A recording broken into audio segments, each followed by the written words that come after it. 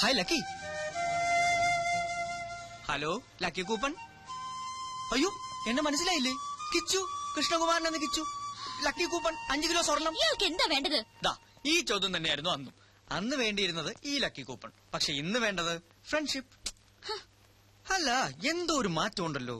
Of, അന്ന് എന്തായിരുന്നു ഒരു ഫോം, എന്തായിരുന്നു ഒരു സ്റ്റൈൽ. ആ വെള്ള കാറും കാണാനില്ല. Something wrong somewhere. അത് തന്നെ എനിക്കും ചോദിക്കാനുള്ളത്. അന്ന് എന്തായിരുന്നു സ്റ്റൈല്, എന്തായിരുന്നു പുകില്, ആ പച്ച കാറും കാണാനില്ല. അത് ഞാൻ പറയാം. അതെന്റെ കമ്പനി കാറായിരുന്നു. കമ്പനിക്ക് വേണ്ടിയുള്ള പർച്ചേസ് ആയിരുന്നു. കമ്പനിയുടെ സ്റ്റാറ്റസ് മെയിൻറ്റെയിൻ ചെയ്യാനുള്ള ഡ്രസ്സുമായിരുന്നു. പക്ഷേ ലക്കി കൂപ്പൺ സ്വർണമല്ലേ, സ്വന്തമാക്കാതിരിക്കാൻ പറ്റുമോ? Okay, there you are. Now it's your turn. താൻ പറ. എന്റേതും കമ്പനിക്കാരായിരുന്നു. കമ്പനി വാങ്ങി തന്ന ഡ്രസ് ആയിരുന്നു. കമ്പനിക്ക് വേണ്ടിയുള്ള പർച്ചേസും ആയിരുന്നു. പോരാ, ഐ എം എ മോഡൽ. കമ്പനിയുടെ ഒരു ഷൂട്ടിന് വേണ്ടി ഡ്രസ് വാങ്ങാൻ വന്നതായിരുന്നു. ഇപ്പൊ എങ്ങോട്ടാ? ഹോസ്റ്റലിലേക്ക്. എവിടെയാ ഹോസ്റ്റൽ? ശല്യപ്പെടുത്താനാണോ? നെവർ. എന്റെ ബസ് വന്നു. പോട്ടെ, ബൈ. ബൈ. വൈറ്റില്ല ഇറങ്ങട്ടാ.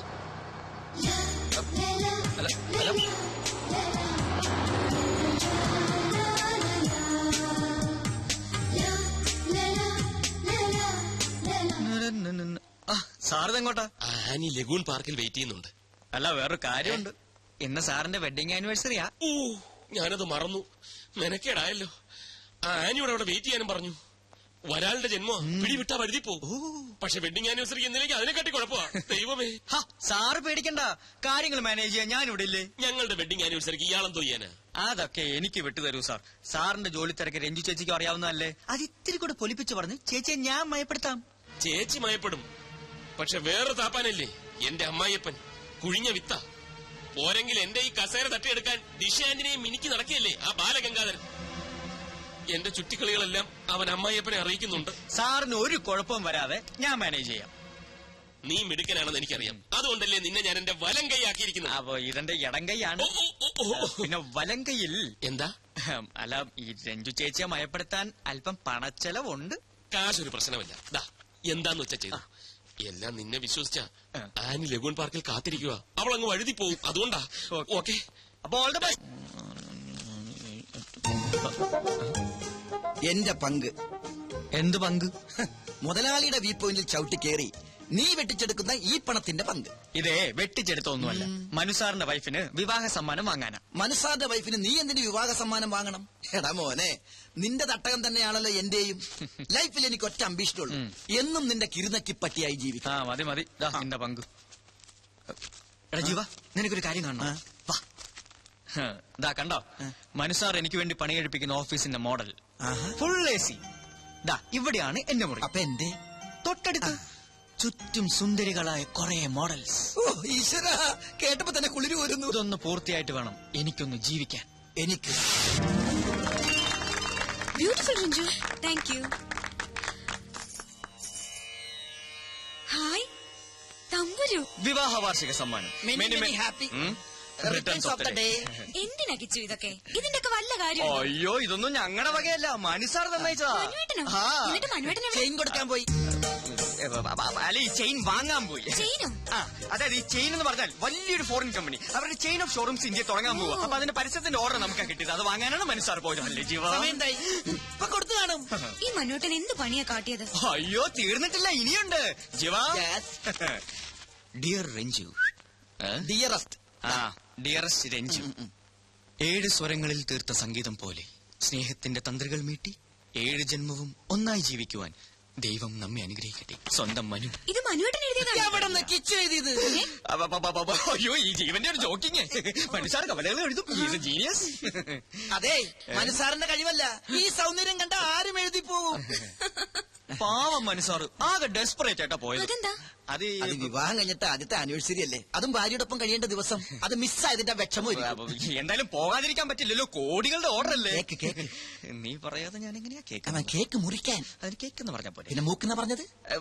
അതെ, നമുക്ക് മൂക്ക് മുറിക്കാം. അപ്പൊ അല്ല, കേക്ക് മുറിക്കാം. ഇതാ കത്തി, നൈഫ് മുറിച്ചോ. മനുവേട്ടനില്ലാതെ അതിനെന്തിനാ മനസ്സാറ്, ഒരു കത്തി പോരെ. മനസ്സാർ ഇപ്പൊ എത്തും. ഇന്നത്തെ ഈവനിങ് ചേച്ചിക്ക് വേണ്ടി മാത്രം മാറ്റി വെച്ചിരിക്കുകയാണ്. എന്തൊക്കെയാ പ്ലാനിങ് എന്ന് അറിയോ? ബീച്ചിൽ ഒരു five star dinner, second show, പിന്നെ തേർഡ് ഷോ. വലിയ സാർ എവിടെ? മോളില്. ദൈവമേ, അതെപ്പോഴായിരുന്നു? മോൾ എന്ന് പറഞ്ഞ മോൾ തന്നെ. ഞങ്ങൾ ഇപ്പൊ വരാം, കേക്ക് മുറിക്കല്ലേ. അപ്പൊ ഓക്കെ സാർ, ഞാൻ പറഞ്ഞേക്കാം. മേനോ സാർ തിരിച്ചിട്ടുണ്ട് കേട്ടോ. ആ, ഇത് മനസ്സിലായില്ലേ? ബാലു എന്റെ അനിയന്റെ മോനാ. ഇത് മനസ്സിലായില്ലേ? എന്റെ വല്യച്ഛനാ. അതല്ലേ ഞാനും പറഞ്ഞേ. ആയിക്കോട്ടെ, ഞാൻ പറഞ്ഞാലും തെറ്റൊന്നുമില്ലല്ലോ, പക്കല്ലേ. Good morning sir. വാ വാ വാ. അല്ല, അവനെവിടെ? വേന്ദ്രൻ, മാനവേന്ദ്രൻ. മനസ്സാർ അല്പം തിരക്കില്ല, ഒരു എമർജൻസി ഓ, മീറ്റിംഗ്. മനസാറിന്റെ എമർജൻസി ഒക്കെ എനിക്കറിയാം. ഓവർ ടൈം ഡ്യൂട്ടി ആയിരിക്കും അല്ലേ? ഇപ്പൊ എങ്ങനെയുണ്ട് വല്യച്ഛ? സ്വന്തം വിവാഹത്തിന്റെ 1ാം വാർഷികോ പാവ രഞ്ജു വെഡിങ് ആനിവേഴ്സറി കേക്ക് വാങ്ങി വെച്ച് മെഴുകുതിരിയും കൊളുത്തി കാത്തിരിക്കുക. ഈ മണക്കൂസ് പെണ്ണിന്റെ അടുത്ത് എത്ര പറഞ്ഞാലും മനസ്സിലാവില്ലല്ലോ. അയ്യോ, സാറുമാർ തെറ്റിദ്ധരിച്ചിരിക്കുകയാണ്. മനസ്സാറിനെ കുറിച്ച് അങ്ങനെയൊന്നും പറയരുത്. പനിനീർ പൂ പോലെ മൃദുലമാണ് അദ്ദേഹത്തിന്റെ ഹൃദയം. ഇല്ല കിച്ചു? അതെ അതെ, രഞ്ജു ചേച്ചി കാത്തിരിക്കുമെന്നും ഇന്ന് ഒരു മീറ്റിംഗിനും ഇല്ലെന്ന് പറഞ്ഞ് ഇറങ്ങിയതാ. പക്ഷെ എന്ത് ചെയ്യാം, നിവൃത്തിയില്ലല്ലോ. ഞാൻ ഓഫീസിലേക്ക് വിളിച്ചിരുന്നല്ലോ. അവിടെ ഇല്ലല്ലേ? ഞാൻ ഗസ്റ്റ് ഹൗസിലേക്കും വിളിച്ചു. അവിടെയും ഇല്ല. അപ്പൊ ക്ലബിൽ വിളിക്കായിരുന്നില്ലേ? വിളിച്ചില്ല. അവിടെയും ഇല്ല. ഞാൻ നേരിട്ട് പോയിരുന്നു. കുഴഞ്ഞു കുഴഞ്ഞു. അപ്പൊ അതെ കറക്റ്റ്. മനസ്സാർ അവിടെ കൊണ്ടെന്ന് ഞങ്ങളും പറഞ്ഞില്ലല്ലോ. ലഗൂൺ പാർക്ക് ഹോട്ടലിലെ മീറ്റിംഗ്. ലഗൂൺ പാർക്കിലാണോ മരിയ പാർക്കിലാണോ? Lagoon Park. ലഗൂൺ പാർക്കിൽ. അച്ഛാ, എന്തോ ഊണ് കഴിക്കാൻ വരൂ. മനുവേട്ടൻ വരില്ല, എന്തോ തിരക്കാത്രേ. വരില്ല. നിനക്കറിയില്ലെങ്കിലും എനിക്കറിയാം. എന്താ ചെയ്ത്? ദേ, ഇവര് അന്യരൊന്നല്ലല്ലോ. എന്റെ പൊന്നു മോളെ, നിനക്ക് അവന് ഇനിയും മനസ്സിലായില്ലല്ലോ. ഇവളോട് ഇഷ്ടം തോന്നിട്ടൊന്നല്ല പരമേശ്വര. എന്റെ മടിശീലയിലെ ചക്രം കണ്ടിട്ടാ അവൻ ഇവളെ കയറി പ്രേമിച്ചത്. ദേ, ഇപ്പോൾ ഒരു വാക്ക് പറഞ്ഞാൽ മതി, ഇപ്പൊ പിടിച്ച് പുറത്താക്കി വേറെ കെട്ടിച്ചു വിടും ഞാൻ ഇവളെ. ആ സിംഗപ്പൂർ ചക്കൻ ഇപ്പോഴും തയ്യാറാ. എന്നിട്ട് ആ സ്ഥാപനം ഞാൻ ഇവനെ ഏൽപ്പിക്കും. ഞാൻ അതൊന്നും മോഹിച്ചിട്ടല്ല. ഞാൻ മോഹിച്ചു. അച്ഛനൊന്നും മിണ്ടാതിരിക്കുന്നുണ്ടോ? മനുവേട്ടന്റെ ജോലിയും തിരക്കൊക്കെ എനിക്കറിയാം. പരമേശ്വരൻ മാമേ, കല്യാണം കഴിഞ്ഞ അന്ന് തുടങ്ങിയതാ മനുവേട്ടനോടുള്ള ഈ ദേഷ്യം. അതിന് സപ്പോർട്ട് ചെയ്യണ്ടേ ഇവിടെ ഒരാളും. എന്നാ ഞങ്ങൾ അങ്ങോട്ട്. നില്ലേ അടപ്രഥമം കൂട്ടി ഉണ്ടിട്ട് പോയാ മതിയടാ. പിള്ളേരെ, അവന്റെ പാട്ടിന് കൂത്താടുന്നത് നിങ്ങൾ കുറച്ച് പേരാണെന്ന് എനിക്കറിയാം. എന്റെ മരുമകൻ അതിന് ശേഷമല്ലേ അവൻ നിന്റെയൊക്കെ മുതലാളിയായത്. അതെ. അത് പോട്ടെ, നീ ഇങ്ങോട്ട് വന്നേ. എന്താ? വാ. എന്ത് മീറ്റിംഗ് ആണെന്നാ പറഞ്ഞേ?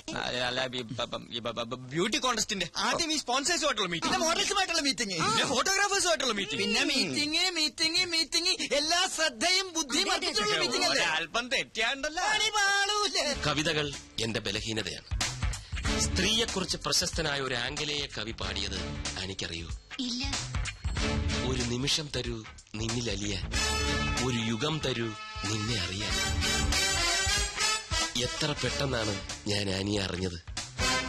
ഈ ജന്മാന്തരങ്ങളുടെ ബന്ധം എന്നൊക്കെ പറയാറില്ലേ, എന്നെന്നും ഇങ്ങനെ ഒന്നായി കഴിയാൻ ഒരു നൂൽ ബന്ധമായി ഈ ചെയിൻ ഇരിക്കട്ടെ. 22 ക്യാരറ്റ്സാ. ഇനി മുതൽ അങ്ങോട്ട് ഐ മാറ്റ് അഡ്വർടൈസിംഗ് കമ്പനിയുടെ അസറ്റ് ആയിരിക്കും ആനി. I assure U.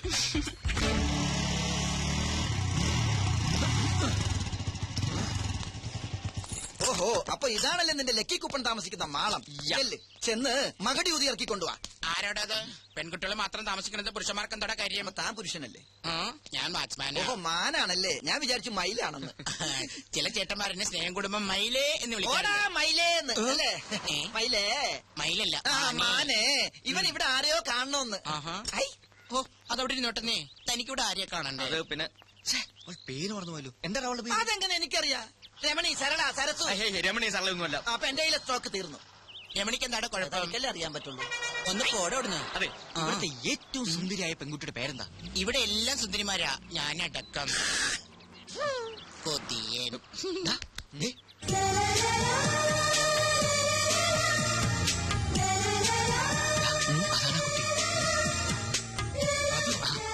അതകിലേ കുട്ടിയെ തന്നെയാ കാണേണ്ടത്.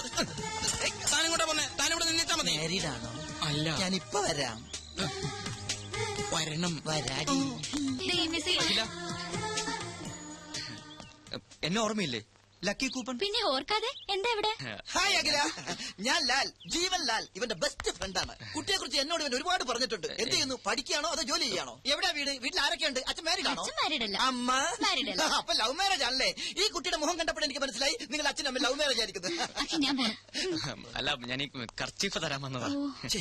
കളഞ്ഞിട്ടില്ല, കയ്യിലുണ്ട്. അല്ല, ഈ കർച്ചിപ്പ് കളയാതെ സൂക്ഷിക്കണമെന്ന് ഞാൻ അല്ല, പറയുകയല്ല. അന്ന് ബസ് കയറുമ്പോ അഖില അറിയാതെ ഇത് നിലത്ത് വീണു. ഞാൻ എടുക്കുമ്പോഴേക്കും ബസ് വിട്ടു. സൂക്ഷിച്ചു വെച്ചിരിക്കുന്നു. Thank you. എന്നാലും ഇതിനു വേണ്ടി മെനക്കെട്ട്. അയ്യോ, ഇറ്റ്സ് എ പ്ലഷർ. ഓക്കെ, എന്ന് വരട്ടെ. ബൈ. ബൈ. അല്ല അഖില, കിച്ചു, അഖില എന്താ? കർച്ചീഫ് തിരിച്ചു തന്നതിന് ഒരു താങ്ക്സ് മാത്രമേ ഉള്ളൂ. പിന്നെന്താ വേണ്ടത്? പറയട്ടെ, come on. Friendship, just N outing, അത്രേ ഉള്ളൂ. Okay, done. Thank you so much. Okay ആയോ? പകുതി ഓക്കെ. അപ്പൊ ബാക്കി പകുതി ഛെ, എനിക്ക് പണി കൂടി. എന്റെ ലൂട്ടി കഴിഞ്ഞു. ഓടി പന്നിച്ചി. വെറുതെ കൊതിപ്പിച്ചു ദുഷ്ടൻ. ഒരുപാട് സ്വപ്നങ്ങളുമായി നടന്ന ഒന്നും ഫലവത്താവില്ലെന്നാ പറയാറ്. എന്നാലും ഞാൻ സ്വപ്നം കാണും, അതിന് ചെലവൊന്നുമില്ലല്ലോ. ആ, കേക്കട്ടെ, എന്തൊക്കെയാ തന്റെ സ്വപ്നങ്ങൾ? കിച്ചുവിനെ പോലെ ഒരുപാടൊന്നുമില്ല. ഒരേ ഒരു സ്വപ്നം. സ്വപ്നമെന്നോ ലക്ഷ്യമെന്നോ എന്ത് വേണമെങ്കിലും വിളിക്കാം. സസ്പെൻസ് ഇടാതെ കാര്യം പറയടോ. ദേ, ആ കാണുന്ന വീട് കണ്ടോ? വീടോ? അതൊരു കൊട്ടാരം പോലെ ഉണ്ടല്ലോ. അതുപോലൊരു വീട് എനിക്ക് സ്വന്തമാക്കണം. ഏയ്, എന്തിനാ ചിരിക്കുന്നത്? സിറ്റിയുടെ നടുക്കുള്ള ആ വീടിന് എന്ത് വില വരുമെന്നറിയോ? കുറഞ്ഞത് 1 കോടി. ആയിക്കോട്ടെ. കയ്യിലാകെ ഉള്ളത് മോഡലിംഗ്, എന്നിട്ടും സ്വപ്നം ചില്ലറയൊന്നുമല്ല. അതെ, അതിൽ കുറഞ്ഞ ഒരു സ്വപ്നവും എനിക്കില്ല. അത് ശരി. ഇനി ഈ സ്വപ്നം സഫലമായില്ലെങ്കിൽ എന്ത് ചെയ്യും? കോടീശ്വരനായ ഒരാളെ കല്യാണം കഴിക്കും, എന്നിട്ടത് സ്വന്തമാക്കും. അങ്ങനെ ഒരാൾ വരണ്ടേ? വന്നില്ലെങ്കിൽ അങ്ങനെ ഒരാളെ കണ്ടെത്തി ഞാനങ്ങ് പ്രേമിക്കും. ഓ, എന്തൊരു ബുദ്ധി. എന്നാലും വെറുതെ ഒന്ന് സങ്കല്പിക്കേ. ഓക്കെ. തന്റെ പ്രതീക്ഷയ്ക്ക് വിരുദ്ധമായി കോടീശ്വരനല്ലാത്ത ഒരു സാധാരണ ചെറുപ്പക്കാരനുമായി താൻ പ്രണയത്തിലായി. അല്ല, ജസ്റ്റ് ഇമാജിൻ. നോ, അങ്ങനെ ഒരിക്കലും സംഭവിക്കില്ല. 2 ദുർബലർ ചേർന്നാൽ ഒരിക്കലും ഒരു സ്വപ്നവും പൂവണിയില്ല. അതാണ് എന്റെ കണ്ടെത്തൽ. ഹേയ്, എന്തു പറ്റി? ഹേയ്, ഒന്നുമില്ല. താൻ വളരെ ഫ്രാങ്കാ. വലിയൊരു സത്യം എത്ര സിമ്പിളായി പറഞ്ഞു. ഹേ കിച്ചു, എന്റെ സ്വപ്നം ഫലിക്കോ? ദേ, അത് കണ്ടോ? പുതിയൊരു പുലരിയായി തിരിച്ചു വരാൻ ആഴിയിലേക്ക് ആണ്ടുപോകുന്ന സൂര്യൻ. ഈ സമയത്ത് ചിന്തിക്കുന്നൊക്കെ ഫലിക്കുന്ന ആര് പറഞ്ഞു? ഞാൻ. So best of Thank you. Luck.